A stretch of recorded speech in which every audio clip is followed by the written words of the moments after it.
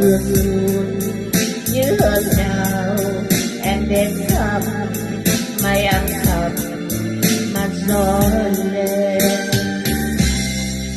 Người ngồi đó trong mưa buồn ôi yêu thương nghe đã buồn ngoài kia lá như vân xanh ngoài sông vắng nước dâng lên hồn buồn trôi. Này em đang khóc chiều mưa đỉnh cao còn gì nữa đâu ướt mù đã lâu em đi về cầu mưa ướt áo được vượt tay mù không lối vào hạt cây lá xanh gần với nhau. Người ngồi xuống mây ngàn đầu bóng em qua bao nhiêu chiều vòng tay đá xanh xao nhiều hôn than ngắm gót chân mòn trên tim sương.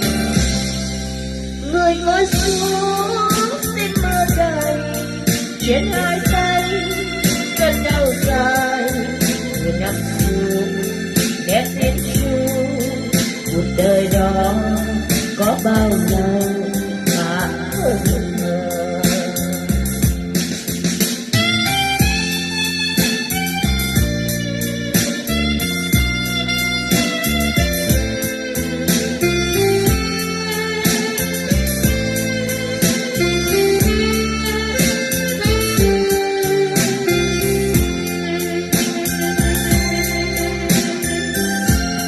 Này anh đang khóc chiều mưa đỉnh cao còn gì nữa đâu sương mù đã đâu em đi về cầu mưa ướt áo trượt vượt bay mù không lối vào hạt cây lá xanh gần với nhau. Người ngồi xuống mây ngàn đầu mong em qua bao nhiêu chiều vòng tay đá xanh xao nhiều ôi than nằm gót chân mòn trên tim người ngồi xuống xin mưa đầy trên hai tay cơn đau dài người nằm xuống ghét hết chuông một đời đó có bao lâu mà không ngờ.